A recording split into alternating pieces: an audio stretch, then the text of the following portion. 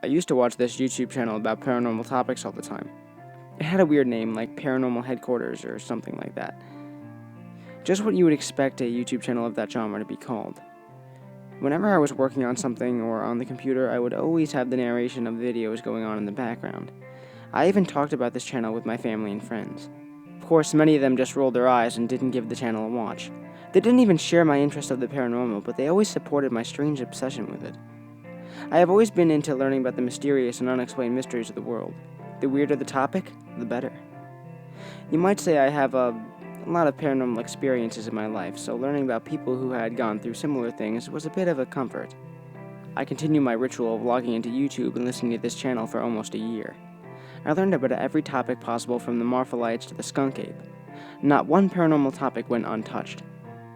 But at the beginning of the year, the channel narrator started a new series about paranormal experiences he had personally gone through. It had its own little playlist, so I started listening to that playlist more than the main channel because I love hearing people's personal paranormal stories more than anything else. This new series was actually started at the beginning of the new year, however. One day when I was logging into YouTube and going about my usual rituals of listening to his playlist, I immediately noticed something that was amiss. The new video playing didn't have the same audio quality as the others. It was grainy and scratchy, and there were parts of the audio that were not able to be heard altogether. In the audio that did get through, though, sentences like, "I may not return again after this," and "I found something I shouldn't have," peeked through the noise every once in a while. I figured that this was some sort of jump scare video or something, so I didn't pay much attention to it. This was a channel that focused on the scary end of things after all. However, the next time I went to find the channel, it had completely disappeared. No matter where I searched for it, on YouTube, on Google, on every search engine I could think of, it was just nowhere to be found. Even the website that I would visit occasionally had completely disappeared. It was like it had never existed. The weirdest thing was that when I would talk to people about the YouTube channel in vain attempt to get some information, no one knew what I was talking about. Even the friends and family I had shared the YouTube channel with had no idea what I was talking about when I brought up a topic. Eventually, I gave up to find the channel. Well, I gave up trying, I guess I should say. I thought that maybe I had really just imagined the whole thing. I tried not to think about it, but then, when I was browsing for new paranormal channels to watch, a video with the narrator Paranormal Headquarters popped up in one of the search results. I clicked on that video right away, without even reading the caption. The video played and turned out to be a news story. It was dated, having been broadcasting the previous year. In the news story, the lady on the screen talked about the narrator who I had learned was named Corey Felton in real life. Corey had apparently gone to a party with some friends and disappeared shortly after. They had launched an investigation into his disappearance, but as of this date of the broadcast, no one had seen or heard from him. This was very intriguing to me, so I looked up following news stories about Corey Felton. They progressed throughout the year, talking about how no matter how many search parties they had sent out to find Corey, no one could find him. The last news story said that due to the length of his disappearance, it was assumed that Corey might be dead, but they were still keeping up hope that they would find him. All this information was almost too much to process. While Corey was supposedly missing, I had somehow been watching a YouTube channel narrated by him. Could it have been that he ran away and was making the YouTube channel from an unknown location? Did he already know his life was in danger when he made this channel? Questions like this rushed through my mind. I thought that I should share what I knew about Corey with the family.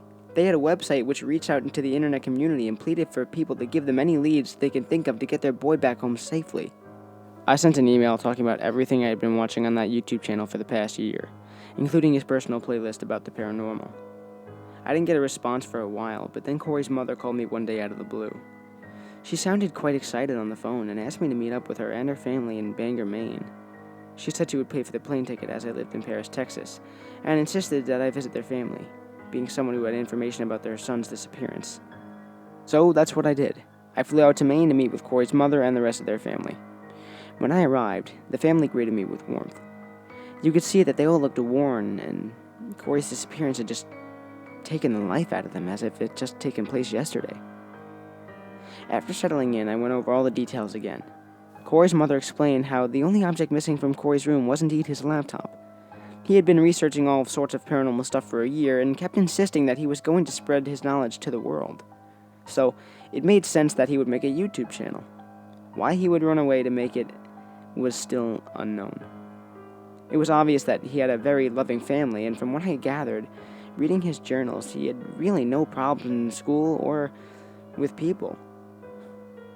So, we don't know exactly why he would run away.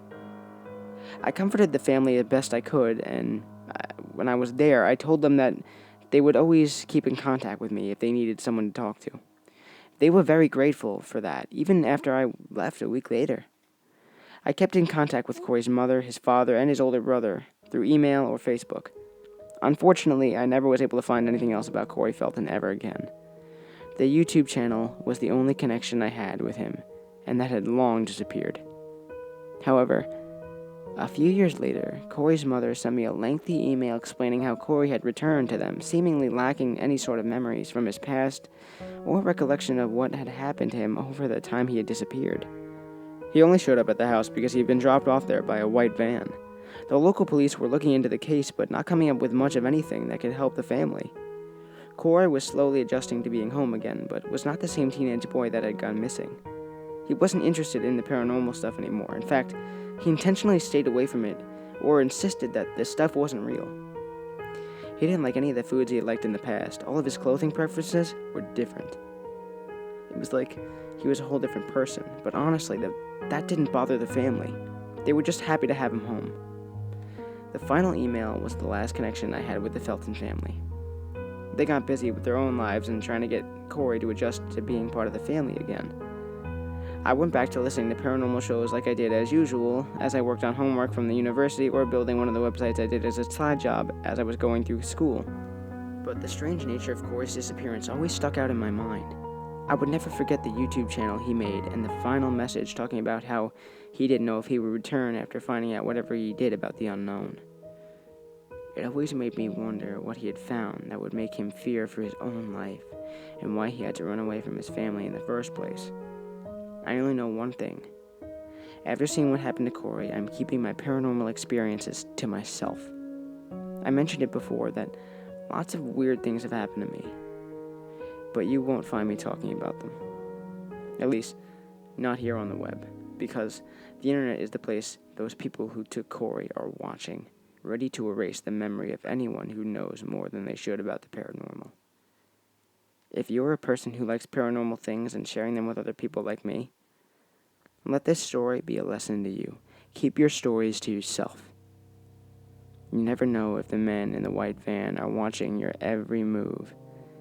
And if you say too much, erasing your memories might not be the only thing they do to you.